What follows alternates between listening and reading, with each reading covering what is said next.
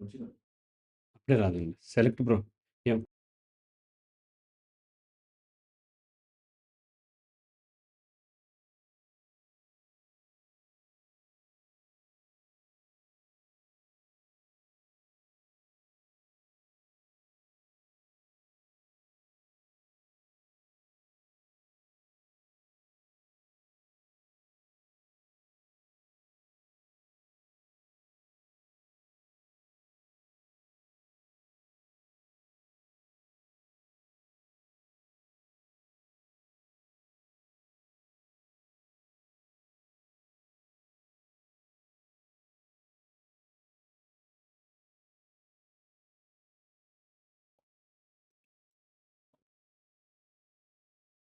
నువ్వే జెప్పు. Welcome to square talks. నేను వాసవి సోమరాజు. ఈరోజు మనతో ఉన్నారు ఎగ్జిస్టెన్షియల్ సైకాలజిస్ట్ హరిరాఘవ్ గారు. నమస్తే సార్. హలో అమ్మ. సార్, అలేఖ్య చిట్టి పికిల్స్ వివాదం గురించి ఇప్పుడు బాగా హాట్ హ్మ్. టాపిక్ నడుస్తుంది. వాళ్ళ మానసిక పరిస్థితి ఏంటి? వాళ్ళు ఎందుకు ఇలా బిహేవ్ చేస్తున్నారు? రైట్. ఇప్పుడు సహజంగా ఇటువంటి టాపిక్స్ ఎక్కువ పాపులర్ అవుతూ ఉంటాయి. హ్మ్. నిజంగా అవసరమైన దానికంటే గూడా అంటే వ్యక్తి బేస్‌గా ఉండేవి. హ్మ్. ఇప్పుడు హెచ్‌సియు భూముల వివాదము, లేకపోతే వక్ఫ్ బోర్డ్ చట్టం గురించో, హ్మ్. వీటి గురించి కంటే గూడా ప్రజలకు ఎక్కువ కూడా మనుషులు, వ్యక్తులు, వాళ్ళ జీవితాలు ఇటువంటివి చాలా ఇంట్రెస్టింగ్‌గా ఉంటాయి. హ్మ్. సో, కాబట్టి వాళ్ళు ఒక దాదాపు వారం అవుతున్నట్టుంది. వారం నుంచి ఎక్కడ చూసినా సోషల్ మీడియాలో నాట్ ఓన్లీ ఫేస్‌బుక్, హ్మ్. యూట్యూబ్‌లో కానీ, ఎక్కడ చూసినా ఆ! రీల్స్‌లో కానీ వాళ్ళ గురించే ఉంటుంది. వాళ్ళు ముగ్గురు అక్క చెల్లెళ్ళు. తండ్రి చనిపోయారు. హ్మ్. చనిపోయిన తర్వాత వాళ్ళు పచ్చళ్ళ వ్యాపారం చేస్తున్నారు. హ్మ్. సో, ఈ పచ్చడ్లు బాగా ఫేమస్ అయినియి. దాంట్లో పచ్చడ్లు కొనటానికి ఒకతను అడిగినప్పుడు, రేట్లు అడిగినప్పుడు ఆ అమ్మాయి బూతులు తిట్టింది. హ్మ్. అలా 2, 3 వీడియోసు ఆడియో లీక్ అని జెప్పి, 'అలెక్యా చిట్టి పికిల్స్' ఆడియో లీక్ అని జెప్పి మాట్లాడితే ఇయి వస్తూనే ఉన్నాయి మనకి. హ్మ్. సో, ఇప్పుడు యూట్యూబ్ కానీ, లేకపోతే ఎక్కడైనా సరే ఒకటి పాపులర్ అవ్వాలంటే 'Alekhya pickles latest audio leak' అని హెడ్డింగ్ పెడితే చాలు. అవును సార్. సేమ్ అదే ఆడియో ఉన్నా సరే, కొత్త ఆడియో, కొత్త ఆడియో అంటే చాలు జనాలు ఎగబడి చూస్తూ ఉన్నారు. చూస్తారు కూడా. ఆ! అందులో ఆ ఇంట్రెస్ట్ ఉంది. ఆ కంటెంట్. హ్మ్. ఆ కంటెంట్ ఏంటి అనంటే, వాళ్ళు బూతులు తిట్టారు కాబట్టి, అందులో వాళ్ళు వయసులో ఉన్నటువంటి ఆడపిల్లలు హ్మ్. అందంగా ఉన్నారు. హ్మ్. వాళ్ళ యొక్క పచ్చళ్ళని వాళ్ళు ప్రమోట్ చేసుకుంటానికి వాళ్ళ యొక్క సోషల్ మీడియా అకౌంట్స్‌ని వాడుకున్నారు. హ్మ్. అయితే ఓన్లీ పచ్చళ్ళేనా? ఓన్లీ పచ్చళ్ళు మాత్రమే కాదు. వాళ్ళు రీల్స్ చేస్తూ ఇన్‌స్టాగ్రామ్‌లోనో, ఇంకో దగ్గరో హ్మ్. వాళ్ళ యొక్క పర్సనల్ ఆహ్, పర్సనాలిటీని ఎగ్జిబిట్ చేసుకుంటూ వాళ్ళు పాపులర్ అయ్యారు. హ్మ్. దాన్ని పికిల్స్ అమ్ముకుంటానికి వాడారు. హ్మ్. వాడుకున్నప్పుడు అలా బూతులు తిట్టటం తప్పు కదా! ఖచ్చితంగా తప్పే. అవును సార్. తప్పదు. అయితే తిట్టాల్సిన పరిస్థితి ఎందుకొచ్చి ఉంటదంటే, ఒక ఫీమేల్ ఈ ప్యాటర్న్‌లో అంటే మామూలుగానే ఫీమేల్ బిజినెస్ చేయటానికి మన సొసైటీలో చాలా ఇబ్బందులు. ఎందుకంటే చాలా రకాలైనటువంటి నెగెటివ్ కామెంట్స్ చేస్తూ ఉంటారు. హ్మ్. సో, అందులో ఈ ప్యాటర్న్‌లో అంటే వాళ్ళ యొక్క రీల్స్‌లో హ్మ్. డాన్సులేస్తూ, హ్మ్. డ్రెస్సులు అందంగా చూపించుకుంటూ, డాన్సులేస్తున్నటువంటి ఆడపిల్లలకి వాళ్ళు పచ్చడ్లు అమ్ముతున్నప్పుడు ఆ ఫీమేల్‌ని మరింత చులకనగా చూస్తూ ఎక్కువగా బిజినెస్ పరంగా కాకుండా వాళ్ళని ట్రోల్ చేయటం కోసమో, వాళ్ళని అట్రాక్ట్ చేసుకోవటం కోసమో, వాళ్ళని బ్లేమ్ చేయటం కోసమో రకరకాలుగా కామెంట్స్ వస్తూ ఉంటాయి. వాట్సాప్ నంబర్ ఇస్తే అందులో అడుగుతూ ఉంటారు. సహజంగా ఏంటంటే ఈ పచ్చడ్ల రేటు ఎంత అని అడిగే దగ్గర డబుల్ మీనింగ్‌తో అడుగుతారు మెయిల్ ఎక్కువగా మన సొసైటీలో. హ్మ్. పచ్చడ్ల రేటు అన్నదాన్ని వాళ్ళు కన్‌ఫ్యూజ్ చేస్తూ నీ రేట్ ఎంత హ్మ్. అనేది అడిగే అవకాశాలు ఎక్కువున్నాయి. హ్మ్. నేను మొత్తం వాళ్ళ ఇంటర్వ్యూ చూడలేదు కానీ హ్మ్. సహజంగా ఇలా జరిగే అవకాశాలున్నాయి. హ్మ్. అప్పుడు ఆడపిల్లలు సహజంగా ఎవరికైనా సరే చాలా కోపం వస్తుంది. హ్మ్. అయినా ఆ కోపాన్ని అణచుకుంటూ వాళ్ళు చేస్తూ ఉంటారు. అయితే ఈ ప్యాటర్నే కొంత వివాదాస్పదమైంది. పచ్చడ్లకి సెపరేట్‌గా పచ్చడ్లు పెట్టి పచ్చడ్ల వరకే అమ్మితే పర్లేదు. కానీ వాళ్ళ డాన్సుల వాటితో కలిపి ఇది ఉండటం వలన హ్మ్. జనాల్లో కొంత హ్మ్. మనకి కాలొచ్చింది. Okay sir. హలో! అమ్మ అడగండమ్మా. సార్ నాకు రీసెంట్‌గా ఒక కొత్త ప్రాబ్లమ్ వచ్చింది సార్. అదేంటంటే నా ట్రిప్‌ని చూసి ఆహ్, మా మామయ్య ఉంటారు. హ్మ్. చూసి హేట్ వస్తదేమో అని భయమైతుంది. ఓకే. తనని ఇక్కడ హేట్ చేస్తదేమో అని అదే తనని చూసినప్పుడల్లా అదే భక్తిస్తుంటుంది. హ్మ్. రైట్. అర్థమైంది. మీరు మ్యూట్ చేయండమ్మా. నేను చెప్తాను. రైట్. సో, ఇప్పుడు మీకేమైందంటే గతం నుంచి యాంగ్జైటీ డిజార్డర్ ఉంది. ఆ యాంగ్జైటీ డిజార్డర్ వలన మీరు మీకున్నటువంటి ఎక్స్‌టర్నల్ ఫ్యాక్టర్స్ హస్బెండ్ నుంచి, నెక్స్ట్ మీ అత్త అత్తమామల సైడ్ నుంచి వచ్చేటువంటి హెరాస్మెంట్ వల్ల కొంతమంది మీద విపరీతమైనటువంటి ద్వేషం పెంచుకున్నారు. సహజంగా భర్త అండ్ మామయ్య మీద లేకపోతే మరుదులు వాళ్ళు మిమ్మల్ని చాలా హింస పెట్టారు మానసికంగా. శారీర శారీరకంగా హింస పెట్టారు కాబట్టి సహజంగా మీకు వాళ్ళ మీద ద్వేషం ఏర్పడుతుంది. ఆ ద్వేషం వలన వాళ్ళ పోలికలు ఉన్నటువంటి మీ కొడుకులో కూడా ఎందుకంటే సహజంగా మీ భర్తతో వలన మీ పిల్లలు పుట్టారు కాబట్టి మీ భర్త పోలికలు, మీ పోలికలు, మీ తల్లిదండ్రుల పోలికలు, మీ అన్నదమ్ముల పోలికలతో పాటు అతని యొక్క తల్లిదండ్రులు, అన్నదమ్ముల, మేనత్తల పోలికలు ఏదో ఒకటి పిల్లల్లో ప్రిడామినేట్ అవుతూ ఉంటది. అందులో సహజంగా తాతయ్యదో, నానమ్మదో, అమ్మమ్మదో ఎవరో ఒకళ్ళదయినప్పుడు మీ భర్త తరపు వాళ్ళ యొక్క పోలికలు, వాళ్ళ యొక్క నడవడిక చూడగానే మీకు ఎక్కడ లేనటువంటి కోపము, ద్వేషము రగిలేటువంటి అవకాశాలున్నాయి.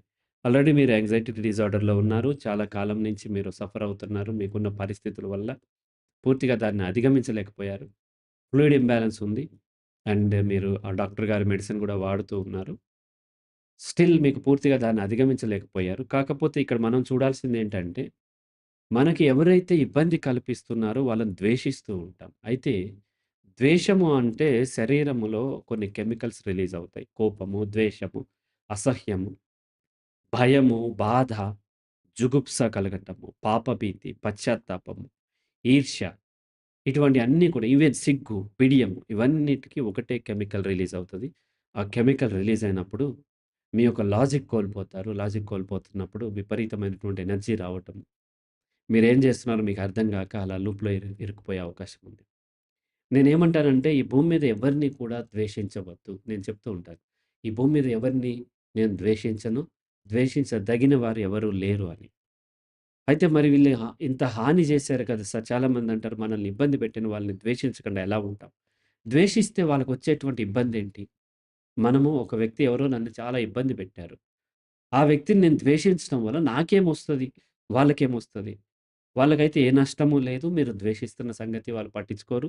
తెలిసే అవకాశం లేదు. తెలిసినా సరే వాళ్ళు పట్టించుకోరు. మీరు మంచివాళ్ళు కాదు అందుకని ద్వేషిస్తున్నారు అని వాళ్ళు సర్దిపెట్టుకొని వాళ్ళ పనిలో వాళ్ళు వెళ్ళిపోతుంటారు. కానీ మీకేమొస్తదంటే ద్వేషించేవారికి. ఒకవేళ నేను ద్వేషిస్తుంటే నాకేమొస్తదంటే నా శరీరంలో రిలీజ్ అయ్యే కెమికల్స్ వల్ల నా ఎనర్జీ డ్రైన్ అయిపోతుంది. నా హార్ట్ బీట్ రేట్ పెరుగుతుంది. అండ్ నా యొక్క మజిల్‌లో ఉన్న ప్రోటీన్ గ్లూకోజ్‌గా మారిపోతుంది. డయాబెటిక్ అయిపోయే అవకాశాలున్నాయి. హార్ట్ బీట్ రేట్ పెరగటం వల్ల హార్ట్ సంబంధితమైనటువంటి సమస్యలొచ్చే అవకాశాలు పెరుగుతూ ఉంటాయి.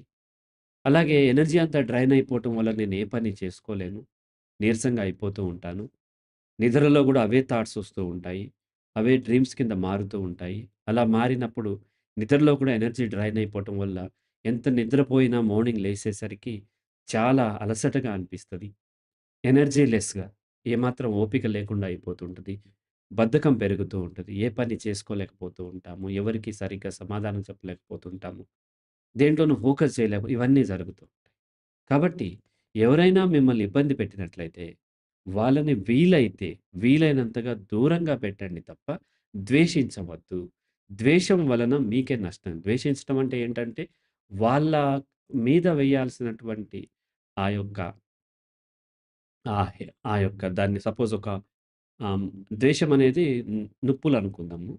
ఆ ఫైర్‌ని మీరు వాళ్ళ మీద ఏద్దామని మీరు ద్వేషిస్తున్నారు. కానీ వాళ్ళ మీద పడదు. అది మీ దగ్గరే ఉండి మిమ్మల్ని దహించి వేస్తూ ఉంటుంది. కాబట్టి ఎవరితో కుదరకపోయినా సరే వాళ్ళని దూరం పెట్టండి. ద్వేషించవద్దు. ఎందుకంటే వాళ్ళ పరిస్థితుల వల్ల వాళ్ళలా బిహేవ్ చేశారు. అది కరెక్ట్ అని నేను చెప్పట్లేదు. కానీ వాళ్ళు పుట్టి పెరిగిన వాతావరణంలో వాళ్ళకి ఆ ప్రోగ్రామింగ్ ఏర్పడింది. కాబట్టి వాళ్ళు అలాగే ద్వేషిస్తారు. వాళ్ళు ద్వేషించారు కాబట్టి మీరు సారీ వాళ్ళలా బిహేవ్ చేశారు కాబట్టి మీరు ద్వేషించడం వల్ల మీకు నష్టం జరుగుతుంది. కాబట్టి యాహ్! ఎవరిని ద్వేషించవద్దు. వీలైనంత దూరం పెట్టండి. దూరంగా ఉండండి. హలో! చెప్పండమ్మా. గుడ్ ఆఫ్టర్‌నూన్ చెప్పండి. అడగండి. అడగండి. ఇక్కడొక మాట, అక్కడొక మాట. అందితే ఒక మాట, అందకపోతే ఒక మాట. బ్రతకనిచ్చిన వాళ్ళకి అన్ని చెప్పి మానసిక సమస్యలతో బాధపడేవాళ్ళు పిచ్చివాళ్ళలాగా అనిపిస్తారులే అని ఒక పోస్ట్ చేశారు. హ్మ్. అలాగే ఈ డర్టీ పాలిటిక్స్ మీద ప్రతి ఒక్క ఏదో ఒక సందర్భంలో మనిషి వెనకాల మాట్లాడటం సహజమే. హ్మ్. ఇలాంటి వాటిని మనం డీల్ చేయడం. నెక్స్ట్ వచ్చి సైకలాజికల్ ప్రాబ్లమ్స్‌కి రూట్ కాజ్. అలాగే కొన్ని రిగ్రెట్స్, బ్యాడ్ పాస్ట్ దాన్ని ఎలా రిమూవ్ చేయాలి అని దాని మీద కొంచెం డిస్కషన్ హ్మ్. ఇస్తారా సార్? హ్మ్. మీరు మొత్తం అన్నీ అడిగారు. మ్యూట్ చేయండి మీరు. స్ మ్యూట్ చేయండి. రైట్. మీరు అన్ని క్వెషన్స్ ఒకసారిగా అడిగారు. ఒకదానికి ఆన్సర్ చేస్తాను. తర్వాత ఎప్పుడైనా మిగతావి ఆన్సర్స్ మొదటిది ఏంటి అనంటే మ్యూట్ చేయండమ్మా మీరు. మొదటిది ఏంటి అనంటే ఇక్కడొక మాట, అక్కడొక మాట. అందితే ఒకలాగా, అందకపోతే ఒకలాగా. అలా ఒకటి నేను కొన్ని లైన్స్ రాసి అప్పుడు పోస్ట్ చేశాను. అది ఎగ్జాక్ట్‌గా నాకు గుర్తులేదు. కానీ దాని ఉద్దేశ్యం ఏంటి అనంటే, మానసిక సమస్య ఉన్నవాళ్ళు నార్మల్ పీపుల్‌తో పోలిస్తే మోర్ హానెస్ట్ పీపుల్. కానీ సహజంగా మానసిక సమస్య ఉన్నవాళ్ళు మిగతా వాళ్ళ మానసిక సమస్య కంటే ఎక్కువ బాధపడేది సమాజం వాళ్ళని ట్రీట్ చేసే విధానాన్ని బట్టి. అది మానసిక సమస్య ఒక 20% బాధ పెడుతుంటే, సమాజం వీళ్ళని ఎక్కడ తప్పుగా చూస్తుందో అనే భయం చేత ఈ 80% బాధపడుతూ ఉంటారు. సమాజం ఏమంటదంటే వీళ్ళు చాలా నెగెటివ్ యాటిట్యూడ్ ఉన్నవాళ్ళు, చాలా క్రిమినల్ అంటే తప్పుడు పనులు చేస్తున్నారు అన్నట్టుగా వాళ్ళు చూస్తూ ఉంటారు. సహజంగా ఎప్పుడన్నా గ్యాంగ్ రేప్స్ జరిగినప్పుడు నాకు ఇన్‌బాక్స్‌లో ఫేస్‌బుక్‌లో కానీ, లేకపోతే వాట్సాప్‌లో కానీ సరిగ్గా ఈ విషయాలు తెలియని వాళ్ళు, పరిచయం ఉన్నవాళ్ళు అంటే ఆన్‌లైన్‌లో పరిచయం ఉన్నవాళ్ళు నన్ను అడుగుతూ ఉంటారు. హ్మ్. సార్ వాళ్ళు ఖచ్చితంగా మానసిక రోగం ఉంది సార్. అందుకనే ఇట్లా చేశారు. ఒకటే అర్థం చేసుకోవాలి. మానసిక సమస్య ఉన్నవాళ్ళు ఇది చేయరు. హ్మ్. వాళ్ళకి వేరే మానసికమైన ఇబ్బందులు ఉండొచ్చు. బట్ అవి ఈ ఈ మానసిక సైకలాజికల్ డిజార్డర్ కింద మనం కన్సిడర్ చేయలేం. హ్మ్. రకరకాల పర్సనాలిటీ డిజార్డర్స్ ఉండొచ్చు. ఇంకోటి ఉండొచ్చు. అవన్నీ ఉండొచ్చు. బట్ నార్మల్ పీపుల్ ఏం చూస్తారంటే ఈ మానసిక సమస్య ఉన్నవాళ్ళు ఎక్స్‌ట్రీమ్ లెవెల్ క్రిమినల్స్ ఏమో అని భావించి హ్మ్. వాళ్ళ పట్ల వ్యతిరేకత కనపరుస్తూ ఉంటారు. కానీ నిజానికి మానసిక సమస్య ఉన్నవాళ్ళు నార్మల్ పీపుల్ కంటే మోర్ హానెస్ట్. హ్మ్. క్రిమినల్స్ వేరు. మానసిక సమస్య ఉన్నవాళ్ళు. కొంతమంది కన్‌ఫ్యూజ్ అవుతుంటారు. Personality disorders are different. Psychological disorders are different. Personality disorders ఉన్నవాళ్ళు నార్సిస్టిక్ పర్సనాలిటీ డిజార్డర్ ఇటువంటి రకరకాలుంటాయి. అవి వేరు. ప్యూర్‌లీ సైకలాజికల్ డిజార్డర్ ఉన్నవాళ్ళు వీళ్ళు క్రైమ్స్ చేయరు. హుహు. పొరపాట్లు జరగొచ్చు. That is different. But intentionally ఎవరికన్నా హార్మ్ చేద్దామని చూడరు. బట్ క్రిమినల్స్ ఏంటంటే వాళ్ళకి హార్మ్ చేయాలని ఉంది. చేయటం తప్పు లేదని వాళ్ళు నమ్ముతున్నారు. దానివల్ల వాళ్ళు క్రైమ్ చేస్తున్నటువంటి అవకాశాలుంటాయి. అందుకని కోర్ట్ కూడా మానసిక సమస్య ఉన్న వాళ్ళ వల్ల పొరపాటున ఏదన్నా క్రైమ్ జరిగినట్లయితే, ఏదన్నా నష్టం జరిగినట్లయితే కోర్ట్ వాళ్ళకి శిక్షించదు. హ్మ్. క్రిమినల్ ఇంటెన్షన్ ఉందా లేదా చూస్తారు. మానసిక సమస్య ఉన్నవాళ్ళు, వాళ్ళు బాధపడుతున్నారు. ఎక్కడ నేను ఇతరులను బాధపెడతానో అని చెప్పి వాళ్ళు మరింత బాధపడుతూ ఉన్నారు తప్ప, వీళ్ళు ఇతరులను బాధ పెట్టాలి అనే ఇంటెన్షన్ లేదు. హ్మ్. కానీ లేదు సార్ నా భార్య మానసిక ఓసీడీ వల్ల నేను చాలా బాధపడుతున్నాను అంటాడు. కానీ ఆమె బాధ పెట్టాలని చూడట్లేదు. హ్మ్. నిజమే అతనికి చాలా కష్టమవుతుంది. పిల్లలకి కష్టమవుతుంది. అందరికి ఇబ్బందవుతుంది. కానీ ఆమె ఇంటెన్షనల్లీ తను బాధ పెట్టాలని చూడట్లేదు. తను ఒక లూప్‌లో ఇరుక్కుపోయింది. ఆ లూప్‌లో ఉండటం వల్ల ఎక్కడ బాధ పెడతాను వేరే దాంట్లో.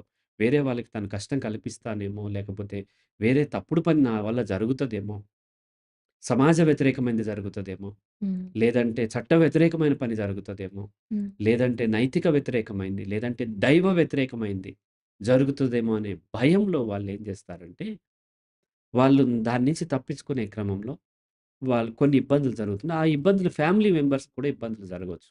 హ్మ్. ఆ ఫ్యామిలీ మెంబర్స్‌కి వీళ్ళు ఇబ్బంది పెట్టాలనుకోవట్లేదు. ఇప్పుడు కడిగిందే కడుగుతూ, చేసిందే చేస్తూ, స్నానం గంటలు గంటలు చేస్తున్నారు అనంటే, వాళ్ళు కావాలని అలా చేయట్లేదు. హ్మ్.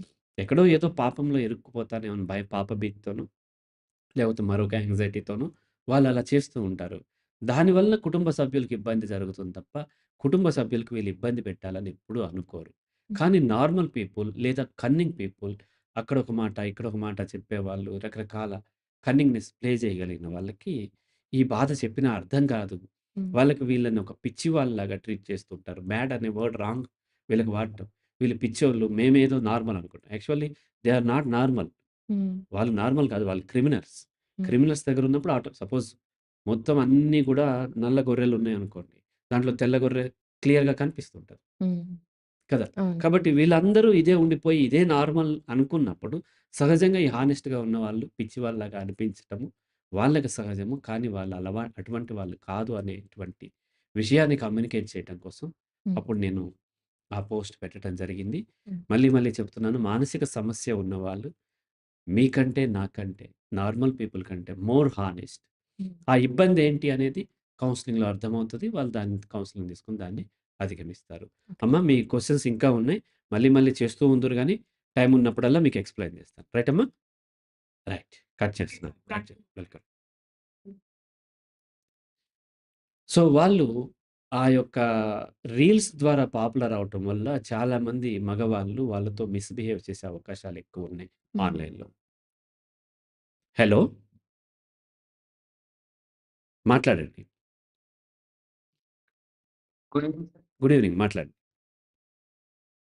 సార్ ఈ మధ్య కాలంలో జెండర్ ఓరియంటేషన్ అనేది చాలా మంది కన్‌ఫ్యూజ్ అవుతున్నారు కదా సార్. హ్మ్. హ్మ్. ఎందుకిలా కన్‌ఫ్యూజ్ అవుతున్నారు? వాళ్ళ జెండర్‌ని ఎలా కన్ఫర్మ్ చేసుకోవాలో దీని గురించి వివరించగలుగుతారా సార్? హ్మ్. రైట్. మీరు మ్యూట్ చేయండి. సో, జెండర్ ఓరియంటేషన్‌లో ఇబ్బందయ్యి కొంతమంది గేస్ గాను, లెస్బియన్ గాను, ఇంకా హ్మ్. రకరకాల బైసెక్షువల్ గాను, హోమోసెక్షువల్ గాను మారే అవకాశాలున్నాయి. ఇక్కడ చాలామంది కన్‌ఫ్యూజన్ ఏంటంటే ట్రాన్స్‌జెండర్‌తో కన్‌ఫ్యూజ్ అవుతూ ఉంటారు. హ్మ్. Transgender is different. హ్మ్. ట్రాన్స్‌జెండర్ నేచురల్‌గానే బై బర్త్ వస్తుంది. హ్మ్. అది బయలాజికల్ ఇబ్బంది. అవును. మనం పుట్టినప్పుడు మనకి బాడీ పార్ట్స్ పెనిస్, వెజైనా ఇటువంటివి ఏర్పడి పుట్టినప్పుడే ఉంటాయి. కొన్ని ఇబ్బందులు ఏమైనా ఉంటే డాక్టర్ సర్జరీ చేసి కూడా అవి చిన్నప్పుడే చేయొచ్చు. హ్మ్. అలా కాకుండా మేల్ ఆర్ ఫీమేల్‌గా పుడతాము. హ్మ్. పుట్టిన తర్వాత మగపిల్లల్లోనేమో టీ టెస్టోస్టెరాన్, ఆడపిల్లల్లో ఈస్ట్రోజన్ డెవలప్ అవ్వటం వల్ల ఆడపిల్లలకి కావాల్సినటువంటి పునరుత్పత్తికి సంబంధించినయన్ని ఇంకా డెవలప్ అవుతాయి. సెకండరీ సెక్షువల్ క్యారెక్టరిస్టిక్స్ అంటే ఏంటి? బ్రెస్ట్ పెరగటం, హిప్స్ పెరగటం అట్లా ఫీమేల్‌కుంటే, మేల్‌కేమో పూబిక్ హెయిర్ రావటము, గడ్డాలు, మీసాలు రావటము, వాయిస్ బేస్ పెరగటము, అలాగే స్పెర్మ్ రిలీజ్ అవ్వటము, సెక్షువల్ డిజైర్స్ మేల్‌కి, ఫీమేల్‌కి ఇద్దరికి పెరుగుతూ ఉంటాయి. హ్మ్. ఇది నార్మల్‌గా జరిగేది. ఇది కాకుండా కొంత ఏదో ఇబ్బందుల వల్ల నేచురల్‌గానే మేల్ సెక్షువల్ ఆర్గాన్స్ ఉండి, ఫీమేల్ హార్మోన్ అంటే ఈస్ట్రోజన్ హ్మ్. ఎక్కువగా వస్తున్నప్పుడు, హ్మ్. ఫీమేల్ సెక్షువల్ ఆర్గాన్స్ ఉండి మేల్ హార్మోన్స్ టెస్టోస్టెరాన్ ఎక్కువ వస్తున్నప్పుడు వాళ్ళు ట్రాన్స్‌జెండర్ అయ్యే అవకాశం. ఓకే. అటువంటి వాళ్ళు వాళ్ళకెప్పుడు తెలుస్తదంటే 11, 12 ఇయర్స్ అప్పుడు పుబెర్టీకి ఎంటర్ అయ్యేటప్పుడు హ్మ్. వాళ్ళకి తెలుస్తది. తెలిసినప్పుడు వాళ్ళు తీవ్రమైన ఒత్తిడికి లోనవుతారు. వాళ్ళని అర్థం చేసుకొని కౌన్సెలింగ్ ఇచ్చినట్లయితే వాళ్ళు నార్మల్‌గా లైఫ్ లీడ్ చేయగలుగుతారు. కొంతమంది పేరెంట్స్ సహకారంతో వాళ్ళు కంటిన్యూ చేస్తారు. కొంతమంది అంటే మరీ తెలియని వాళ్ళు మూర్ఖంగా ఉండే పేరెంట్స్ ఉంటే వాళ్ళని వదిలేసేసి ట్రాన్స్‌జెండర్స్ అంటారు ఒక గ్రూప్‌గా ఉంటుంటారు కదా! అక్కడికి వెళ్లి వాళ్ళతో లైఫ్ లీడ్ చేస్తుంటే దట్ ఈస్ డిఫరెంట్. హ్మ్. సె ఓరియంటేషన్ ఈస్ డిఫరెంట్. సెక్స్‌లో ఓరియంటేషన్ అంటే ఇది నేను ఎవరితో సెక్స్‌లో పార్టిసిపేట్ చేయాలి? అది మేల్‌తోనా? ఫీమేల్‌తోనా? సహజంగా ఫీమేల్ మేల్‌ని కోరుకుంటారు. హ్మ్. కానీ రకరకాల కారణాల చేత పెరిగిన వాతావరణంలో వారికి జరిగినటువంటి లైఫ్ ఇన్సిడెంట్స్ వల్ల హ్మ్. సహజంగా హాస్టల్స్‌లో ఉన్నప్పుడు చిన్న పిల్లల్ని హాస్టల్‌లో పెట్టినప్పుడు హ్మ్. సాంఘిక సంక్షేమ హాస్టల్‌లోనో లేకపోతే మన ఈ కార్పొరేట్ హాస్టల్‌లో పెట్టినప్పుడు ఒక రూమ్‌లో ఎక్కువ మంది ఉంటారు. హ్మ్. అందులో రకరకాల ఒకే ఏజ్ గ్రూప్ వాళ్ళుంటారు. కొంతమందికి ఎక్కువగా హార్మోన్స్ రిలీజ్ అయ్యి హ్మ్. ఎక్కువగా సెక్షువల్ డిజైర్స్ వచ్చినప్పుడు ఫీమేల్ అవైలబిలిటీ ఉండదు కాబట్టి, ఆ రూమ్‌మేట్‌లో కొంచెం బలహీనంగాను, అందంగాను, మృదువుగాను, సున్నితంగా ఉన్నటువంటి మేల్ మీద సెక్షువల్ డిజైర్స్ తీర్చుకుంటారు. హ్మ్. కంప్లీట్ ఇంటర్‌కోర్స్ లేకపోవచ్చు. కానీ వాళ్ళ బాడీకి పెనిస్‌ని రబ్ చేయటం ద్వారా హ్మ్. అలా సెక్షువల్ డిజైర్ తీర్చుకున్నప్పుడు బలవంతంగా తీర్చుకుంటూ ఉంటారు. హ్మ్. అలా 2, 3 సార్లు లేదా ఇద్దరు ముగ్గురితోనూ అలా ఏర్పడినప్పుడు వాళ్ళకేమవుతదంటే సహజంగా సెక్స్‌లో male dominating role, female submissive రోల్‌లో ఉంటారు. హ్మ్. ఫీమేల్ ఎప్పుడు తనని ఒక మేల్ డామినేట్ చేయాలి. మనకు ఒక కాల్ క్లాష్ అవుతుంది. దానికి మనం ఆల్టర్‌నేట్ చూద్దాం. Okay sir.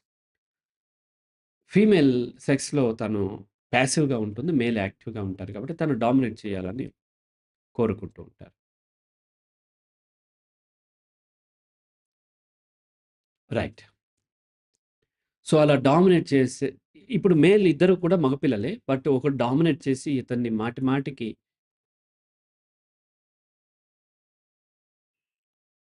రైట్. ఈ క్వెషన్ అయిన తర్వాత మళ్ళీ తీసుకుందాం. అప్పటిదాకా ఆఫ్ చేద్దాం.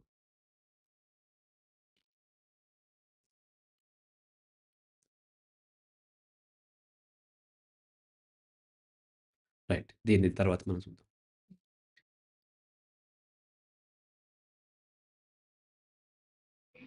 హలో! మీరు కొంచెం నమస్తే. మీరు కొద్దిగా ఒక ఆన్సర్ చేసిన తర్వాత మళ్ళీ చేద్దురు గానీ. సార్ లైవ్ ముందే అయిపోయింది సార్. లైవ్ ఉంది. బట్ నేను ఆన్సర్ చేస్తున్నాను. ఆన్సర్ అయిన తర్వాత చేద్దురు గానీ. అలాగే సార్. ఓకే. ఓకే. థాంక్స్. దీన్ని మ్యూట్ చేయటం ఎట్లా? ఎనీహౌ. సో, అలా నంబర్ ఆఫ్ టైమ్స్ ఆ పిల్లవాడు వేరే వాళ్ళ చేత డామినేట్ చేయబడటం వలన తను ఇలా ఎదిరించి పోరాడటం కంటే, ఇలా సబ్మిసివ్‌గా ఉంటే బెటర్ కదా! హ్మ్. అనేటువంటి భావన ఏర్పడి, అంటే దాన్ని లెర్న్డ్ హెల్ప్‌లెస్‌నెస్ అంటారు. పోరాడటం కంటే నేను సబ్మిసివ్‌గా ఉంటే అయిపోయింది కదా! అని అది తను అలవాటు చేసుకుంటాడు. తెలియకుండా ప్రోగ్రామ్ అయిపోయి, హ్మ్. అప్పటినుంచి తను తన సెక్షువల్ ఓరియంటేషన్ ఫీమేల్ మీద కాకుండా మేల్ మీద ఉంటుంది. హ్మ్. ఎవరన్నా తనని కేర్ తీసుకోవాలి, తన పట్ల ప్రేమతో ఉండాలి హ్మ్. అని తనకంటే డామినేట్ చేసేటువంటి మేల్‌ని కోరుకుంటూ ఉంటారు. హ్మ్. అది వాళ్ళు గేగా మారుతారు. ఓకే. అలాగే ఫీమేల్‌లో కూడా కొంతమంది ఏమవుతుందంటే రకరకాల కారణాల చేత తనే ఇంకొక ఫీమేల్‌ని కేర్ తీసుకోవటం మొదలుపెట్టినప్పుడు, ఆ ఫీమేల్ ప్రేమను పంచుతూ ఉన్నప్పుడు, కొంత తనకి మనిద్దరమే ఫ్రెండ్స్‌గా ఉంటే అయిపోతుంది గదా! ఈ దిక్కుమాలిన మగవాళ్ళతోని ఇన్నిన్ని ఇబ్బందులు పెట్టడం ఎందుకు? హ్మ్. అని చెప్పి వాళ్ళిద్దరు లెస్బియన్‌గా మారే అవకాశాలుంటాయి. ఇది కారణం. హ్మ్. అయితే ఇది వేరు. ఇది సహజంగా గే అండ్ లెస్బియన్‌గా మారుతుంటే లెస్బియన్ పెద్ద ఇబ్బందుండదు. ఎందుకంటే వాళ్ళకి ఇంటర్ కోర్స్ ఉండదు కాబట్టి, వాళ్ళకి పెనిస్ అనేది లేదు కాబట్టి, వాళ్ళు తర్వాత కూడా మళ్ళీ పెళ్లి చేసుకొని ఎవరి లైఫ్‌లో వాళ్ళు భర్తలతో ఈజీగా లైఫ్ లీడ్ చేయగలుగుతారు. హ్మ్. ఎందుకంటే వాళ్ళు ఎలాగో ప్యాసివే కాబట్టి, అవును. ఇద్దరు సబ్మిసివ్‌గా ఉన్నారు కాబట్టి డామినేట్ చేసే వాళ్ళతో ఇబ్బంది. బట్ గేకి ఇబ్బందవుతది. గే తను ఫీమేల్‌ని చూసుకోలేడు. హ్మ్. ఫీమేల్‌తోని ఇష్టపడడు. మేల్‌ని కోరుకుంటుంటాడు. హ్మ్. మేల్ తనని ఎందుకు ఇష్టపడతాడు? తను ఇష్టపడరు. ఇష్టపడ్డు. అవును. చాలామంది గేతోని రిలేషన్ పెట్టుకోరు. హ్మ్. తనకంటే ఒకరు డామినేటింగ్ రోల్‌లో ఉండాలి. ఒకరు బైసెక్షువల్, ఒకరు హోమోసెక్షువల్ ఉంటుంటారు. హ్మ్. సో, ఇప్పుడు ఆ డామినేట్ చేసేటువంటి మేల్ తననెందుకు ఇష్టపడతాడు? ఏదన్నా అబ్‌నార్మల్ క్వాలిటీ ఏదన్నా ఉండాలి. తనకి లేదంటే ఇతని ద్వారా మోర్ బెనిఫిట్ అవ్వాలి. లేదంటే ఫీమేల్ దొరకనప్పుడు హ్మ్. ఎక్కడో జర్మనీలోనో, ఫ్రాన్స్‌లోనో ఉండి ఇండియా వచ్చినప్పుడు, ఎవరు ఫీమేల్ దొరకనప్పుడు ఇటువంటి గేస్‌తోని రిలేషన్ పెట్టుకోవటం. లేదంటే డీప్ ఫ్రెండ్‌షిప్ ఏర్పడినప్పుడు. హ్మ్. లేదంటే ఇతని దగ్గర చాలా పవర్‌ఫుల్ అంటే ఇతనేదో సినిమా డైరెక్టర్ అయ్యుండి అవకాశాలు ఇస్తాడు హీరోగా అన్నప్పుడు. లేదంటే చాలా డబ్బుండి తనకి ఇంకోటేదో ఇస్తాడన్నప్పుడు. అటువంటి ఆహ్, ఎక్స్ట్రార్డినరీ కండిషన్స్‌లోను హ్మ్. లేదంటే పర్వర్ట్ అయిపోయి ఉంటారు కొంతమంది మేల్. రకరకాలుగా సెక్స్ కావాలని కోరుకునే వాళ్ళు. వాళ్ళు వీళ్ళతోని రిలేషన్ టెంపరరీగా పెట్టుకుంటారు. కానీ వీళ్ళు చాలా ఆహ్, ఇది పర్మనెంట్ అనుకుని ఆశపడతారు. ఆశపడిన తర్వాత కొంతకాలం ఉన్న తర్వాత వాళ్ళు బ్రేక్ చేసుకొని వెళ్ళిపోయినప్పుడు వీళ్ళు విపరీతమైన డిప్రెషన్‌కి లోనవుతూ ఉంటారు. చాలామంది సూసైడ్ కూడా చేసుకుంటూ ఉంటారు. గేస్ ఎంతవరకు ఏంటంటే మనం గే మ్యారేజ్ అని కొన్ని చూస్తుంటాం. గే హ్మ్. డైవోర్స్ ఎప్పుడు చూడలేదు. కానీ గేస్ రిలేషన్‌లో ఏర్పడతారు. అందరూ మ్యారేజ్ చేసుకోకపోవచ్చు. గే అండ్ మేల్ రిలేషన్‌లో ఏర్పడి విడిపోయినప్పుడు మేల్ హ్యాపీగా వెళ్ళిపోతాడు. బట్ గే మాత్రం విపరీతమైనటువంటి డిప్రెషన్‌కి లోనవుతాడు. హ్మ్. దానికి కారణం ఏంటి అనంటే, ఒక ఫీమేల్ తను మోసపోతే ఎవరో ఒక సమాజం సపోర్ట్ దొరుకుతది. హ్మ్. తను టీవీ నైన్‌కో లేకపోతే ఈటీవీకో వెళ్లి అక్కడ నిలబడి అతను నన్ను మోసం చేశాడు చూడండి. దాన్ని సెక్సువల్‌గా వాడుకున్నాడు. అది ఇది అని పోరాడగలుగుతది. హ్మ్. అందరూ పోరాడకపోయినా కనీసం పోరాడినా కొంత సానుభూతి అన్న వస్తుంది. కానీ హ్మ్. ఒక గే తను మోసపోయానని తను బయటకొచ్చి పోరాడలేడు. కాబట్టి ఎక్కడా చెప్పలేక తనలో తను బాధపడుతూ చాలా తక్కువ మంది కౌన్సెలింగ్‌కొస్తూ ఉంటారు. హ్మ్. ఎక్కువ మంది డిప్రెషన్‌కి అలాగే లూప్‌లోకి వెళ్ళిపోతూ ఉంటారు. కొంతమంది ఆటోమేటిక్‌గా చాలా తక్కువ మంది బయటపడొచ్చు. ఎక్కువ మంది సూసైడ్స్ కూడా చేసుకున్న కేసులు చూస్తూ ఉన్నాం. సో, కాబట్టి ఈ విషయం పట్ల కంప్లీట్ అవగాహన కావాలి. చాలామంది గే నేచురల్ అంటారు. హ్మ్. గే నేచురల్ కాదు. గే కల్చరల్. ఓకే. దాని పేరే గే కల్చర్ అంటాం. కల్చర్ అది నేర్చుకున్నటువంటిది. హ్మ్. తను గేగా కంటిన్యూ అవ్వచ్చు. కావాలనుకుంటే కౌన్సెలింగ్ తీసుకొని మారి తను మేల్‌గా కంటిన్యూ కూడా అవ్వచ్చు. అలా అనేక మందికి నేను కౌన్సెలింగ్ ఇచ్చాను. పెళ్ళిళ్ళు చేసుకున్నారు. భార్యలతో చక్కగా ఉన్నారు. హ్మ్. అప్పుడప్పుడు నన్ను నా దగ్గరకొచ్చి కలుస్తూ ఉంటారు. పిల్లల్ని కూడా హ్మ్. కన్నారు. హ్మ్. వాళ్ళు గతంలో గేస్. హ్మ్. కాబట్టి కానీ గే ఏంటంటే వాళ్ళు హోమోసెక్షువల్ ఇష్టపడతారు కాబట్టి వాళ్ళు బయటికి రావటానికి ఇష్టపడరు కాబట్టి తక్కువ మంది కౌన్సెలింగ్‌కి వస్తూ ఉంటారు. హ్మ్. ఇంకా ఇది పెద్ద సబ్జెక్ట్. స్పెసిఫిక్‌గా ఎవరికైనా కావాలన్నప్పుడు అప్పుడు నేను కౌన్సెలింగ్‌లో చెప్తాను. అయితే నెక్స్ట్ కాల్ తీసుకుందాము. Okay sir. ఇంకా తక్కువ టైం ఉంది రైట్. ఈ అలేఖ్య పికెల్స్ వాళ్ళు ఆ విధంగా నంబర్ ఆఫ్ టైమ్స్ వాళ్ళు అటువంటి అబ్యూజ్ బిహేవియర్‌ని వాళ్ళు ఫేస్ చేసి ఉంటారు కాబట్టి వీళ్ళు కూడా రాటు తేలిపోయి హ్మ్. అటువంటి వర్డ్సే మాట్లాడటం. ఇలా హ్మ్. కాల్స్ వచ్చి వల్గర్‌గా మాట్లాడినప్పుడు ఇక అటువంటిది అంటే పిల్లిని అంటే అది కరెక్టా కాదా నేను చెప్పట్లేదు. హ్మ్. పిల్లిని ఆ కార్నర్‌లో పెట్టి కొట్టే ప్రయత్నం చేస్తే ఏమవుతుంది? తిరగబడుతుంది. అవును. అలాగే వీళ్ళు వెర్బల్‌గా హ్మ్. తిరగబడటం మొదలుపెట్టి ఉంటారని నా అవగాహన. అందుకని అట్లా కాల్స్ వస్తున్నప్పుడు జెన్యూన్‌గా అడిగిన వాళ్ళని కూడా అలాగే ట్రీట్ చేయటం. హ్మ్. వాళ్ళని ఏంటి వాళ్ళని డీగ్రేడ్ చేసి, హ్మ్. "నువ్వు ఇది కొనలేనోడు, నువ్వు వేస్ట్. హ్మ్. నువ్వు సంపాదించుకో" అని చెప్పి ఇలా హార్ష్‌గా రియాక్ట్ అవ్వటం అనేది వాళ్ళు చేశారు. హ్మ్. అది తప్పే. అంటే ఇగ్నోరెన్స్ ఎప్పుడు కూడా ఇగ్నోరెన్స్ ఆఫ్ ద లా అంటే చట్టం గురించి మనకు తెలియకపోతే అది ఎక్స్‌క్యూజబుల్ కాదు. హ్మ్. వీళ్ళు తెలియక చేసినా అది తప్పే. అవును. దాన్ని బయటకు రాగానే విపరీతంగా ట్రోల్ చేస్తున్నారు. హ్మ్. ఆ ట్రోల్ వల్ల వాళ్ళు మానసికంగా చాలా కుంగిపోయారు. చాలా ఇబ్బంది పడుతున్నారు. అది రైటా? రాంగా? అంటే ఎవరిని ఇబ్బంది పెట్టకూడదు. వాళ్ళలో అవును. మార్పు కోసం మనం ప్రయత్నించాలి. అమ్మాయి హాస్పిటలైజ్డ్ అయిందని కూడా వార్తలొస్తూ ఉన్నాయి. అవును. కాబట్టి వీలైనంత వరకు ట్రోల్స్ ఆపేయటం బెటర్. ఇంకా ఏం చేస్తున్నారంటే, ఆ అవమానించిన అబ్బాయికి పెళ్లి కాదు. హ్మ్. వీళ్ళు చేసుకోవాలని, ఇంకొకరిని చేసుకోవాలి. ఇటువంటి ఏవో వల్గర్‌గా మాట్లాడుతూ ఉన్నారు. అవును. అటువంటి వాటి ఎందుకంటే ఆడపిల్లలున్నారు. తప్పు చేసి ఉండొచ్చు. స్టిల్ ఆడపిల్లలు. మనకు కూడా ఆడపిల్లలుంటారు. పొరపాట్లు జరుగుతూ ఉంటాయి. అవును సార్. మన పిల్లలు కూడా ఒకసారి పొరపాటు చేస్తూ ఉంటారు. మనం కూడా చేస్తూ ఉంటాం. కాబట్టి వాళ్ళ ఆత్మస్థైర్యాన్ని అంత దారుణంగా దెబ్బతీయాల్సిన అవసరం లేదు. వాళ్ళకి జీవించే హక్కుంటుంది. హ్మ్. వాళ్ళు వేరే వర్క్ చేసుకుంటారు. ఇదిగో ఇంకో బిజినెస్ చేసుకుంటారు. హ్మ్. అక్కడ పొరపాట్లు జరుగుంటే అక్కడ కూడా జరిగే అవకాశాలుంటాయి. కాదనట్లేదు. కానీ దాని నుంచి మేల్ అయినా, ఫీమేల్ అయినా పొరపాటు జరిగినప్పుడు దాని నుంచి రియలైజ్ చేసేటువంటి ప్రయత్నమే చేయాలి తప్ప, మనం వాళ్ళని హ్మ్, బాధపెట్టి వాళ్ళ జీవితాలు అంతం చేసుకునేలాగా చేయకూడదు. Okay sir. నెక్స్ట్ మాట్లాడండమ్మా. Good afternoon. చెప్పండి. చెప్పండి. నేరం ప్రవృత్తి అని చెప్పేసి నిన్న వీడియో చేశారు. ఏంటది? చిన్న పిల్లల్లో నేరం ప్రవృత్తి నేర ప్రవృత్తి గురించి. అవును. అవును. అవును. ఇదే ఇప్పుడు జైల్స్, ప్రిజన్స్ ఇవన్నీ కదా! అవును. అంటే నిరస్తులు జైలుకి వెళ్ళిన తర్వాత మారుతారు. లేదంటే కొంతమంది అంటే వాళ్ళు ఇంగ్లీష్ వాళ్ళు ఇంగ్లీష్ వాళ్ళు డిఫరెంట్‌గా ఉండడం వల్ల వాళ్ళు మారే అవకాశం ఉందా? అలా చూస్తే ఇంకొంతమంది ఏం చేస్తారు, జైలుకి వెళ్ళి రిటర్న్ వచ్చిన తర్వాత మళ్ళీ అదే అలాంటివి చేస్తారు. ఇంకా ఈ టాపిక్ మీద మీకు చెప్తారా? షూర్. షూర్. రైట్. మీరు మ్యూట్ చేయండి. రైట్. సో, నేరాలు చేసినటువంటి పిల్లలు కానీ, లేకపోతే నేరస్తుల్ని జైలుకి పెడితే మారతారా? అంటే మనం ఈ చట్టము శిక్షించే ఉద్దేశ్యమే వాళ్ళని మార్చడం. ఓకే. మార్చడం కోసమే తప్ప, ఇది టిట్ ఫర్ టాట్ చేసి వీడికి ఈ దెబ్బ తగిలింది కాబట్టి వాడికి ఆ దెబ్బ చిన్నప్పుడు మా టీచర్ ఏమన్నాడంటే వాడు నన్ను కొట్టాడంటే పిలిసి ఇంకోడిని వాడిని కొట్టు అనేవాడు. అట్లా చేయటం కాదు. హ్మ్. చట్టం యొక్క ఉద్దేశ్యం అది కాదు. నేరస్తులు ఎవరైతే ఉన్నారో, ఇప్పుడు ఎవరైతే బాధితులున్నారో వాళ్ళకేమన్నా కంపెన్సేషన్ ఉంటే అవి ఇప్పిస్తారు. హ్మ్. అవి కాకుండా ఇప్పించలేనని ఉన్నప్పుడు తీసుకెళ్ళి జైలు శిక్ష కూడా వేస్తూ ఉంటారు. జైలు శిక్ష యొక్క ఉద్దేశ్యం ఏంటంటే వాళ్ళలో వాళ్ళ యొక్క ప్రవర్తనలో పరివర్తన తీసుకురావటం. హ్మ్. ఆ విధంగా శిక్షలు డిజైన్ చేయబడ్డాయి కూడా. హ్మ్. అయితే అన్నీ వర్కౌట్ అవుతున్నాయి అంటే అన్నీ వర్కౌట్ కాకపోవచ్చు. హ్మ్. కొంతమంది బయటకొచ్చి మళ్ళీ నేరాలు దాని అర్థము జైలు శిక్ష వల్ల వాళ్ళు నేరాలు చేయటం లేదు. హ్మ్. వాళ్ళు నేరాలు సమాజంలో ఉండగానే చేశారు. హ్మ్. జైలు పాలయ్యారు. మళ్ళీ వచ్చారు. మళ్ళీ నేరాలు చేస్తున్నారంటే వాళ్ళలో పరివర్తన పూర్తిగా రాలేదు అనే అర్థం. అవును. అయితే ఒక్కొక్కసారి ఏం చేస్తారంటే జైలుకెళ్ళి కూడా నేరాలు చేస్తూ ఉంటారు. జైలుకి వెళ్ళి అక్కడ మళ్ళీ ఈ పొలిటీషియన్స్‌కో, వారికో తొత్తులుగా మారి, మళ్ళీ వాళ్ళ చేత క్షమాభిక్ష పెట్టుకొని బయటకొచ్చి, మళ్ళా వాళ్ళు నేరాలు చేస్తూ ఉంటారు. రేప్స్ చేస్తూ ఉంటారు. మర్డర్స్ చేస్తూ ఉంటారు. హ్మ్. సో, కాబట్టి అవకాశాలైతే ఉన్నాయి. ఖచ్చితంగా వాళ్ళు జైలు శిక్ష పడటం వల్ల మారే అవకాశాలున్నాయి. ఆహ్, ఆ జైల్‌లో వాళ్ళు గడిపినటువంటి జీవితాన్ని బట్టి కూడా ఉంటాయి. అక్కడ గూడా మళ్ళీ రేప్స్ జరుగుతూ ఉంటాయి. పోలీసులు రేప్ చేస్తూ ఉంటారు. అబ్యూజ్ చేస్తూ ఉంటారు వాళ్ళని. ఇంకా దారుణంగా వాళ్ళు వేరే విధంగా వాడుకుంటూ ఉన్నప్పుడు ఇంకా నేర ప్రవృత్తి పెరిగే అవకాశం ఉంటది. హ్మ్. అక్కడ సరైనటువంటి వాతావరణంలో వాళ్ళని శిక్షించి వాళ్ళ చేత రకరకాల పనులు చేపిస్తూ ఉంటారు. అలాగే వాళ్ళకి కౌన్సెలింగ్ ఇప్పిస్తూ ఉంటారు. వాళ్ళకి ఎంటర్‌టైన్‌మెంట్ కోసం వాళ్ళకి అప్పుడప్పుడు తీసుకెళ్ళి ప్రోగ్రామ్స్ పెడుతూ ఉంటారు. సినిమాలు చూపిస్తుంటారు. న్యూస్ వినిపిస్తుంటారు.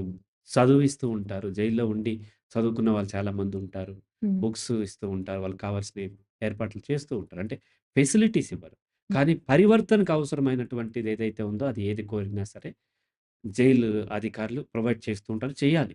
హ్మ్. చేయటమే దాని యొక్క ఉద్దేశ్యం. హ్మ్. సో, మాకు బడ్జెట్ లేదు అది ఇది అంటే అది తర్వాత సంగతి. వాళ్ళు ఒక సోఫా కావాలంటే ఇవ్వకపోవచ్చు. కానీ నాకు ఫలానా బుక్ చదువుకోవాలని ఉంది. ఆ బుక్ ప్రొవైడ్ చేయండి అని చెప్తే నార్మల్‌గా కూడా చేస్తూ ఉంటారు. అంటే దాని యొక్క ఆ జైలు శిక్ష యొక్క ఉద్దేశ్యం అది కాబట్టి వాళ్ళ బాధ్యత కూడా అది కాబట్టి పరివర్తన చెందే అవకాశాలెక్కువుంటాయి. కొంతమంది చెందకపోవచ్చు. కొంతమందిలో తక్కువగా చెందొచ్చు. హ్మ్. కొంతమంది జైల్లో ఉండేటువంటి విపరీతమైన ధోరణి వలన వాళ్ళకు మరింత నేరస్తులుగా మారే అవకాశాలు చాలా తక్కువగా ఉంటాయి. అది ఎక్స్‌ట్రీమ్ లెవెల్‌లో ఉంటాయి. వాటిని మనం జనరలైజ్ చేయొద్దు. ఇన్ జనరల్ నేరం చేసి జైలుకెళ్ళే వాళ్ళలో వాళ్ళు ఐసోలేట్ చేసి సెపరేట్ గ్రూప్‌లో పెట్టి వాళ్ళని ట్రీట్ చేసే విధానం వలన హ్మ్. పరివర్తన చెందే అవకాశాలే ఎక్కువుంటాయి. రైట్. ఈరోజుకి మనం కంక్లూడ్ చేద్దాం. Okay sir. Thank you sir.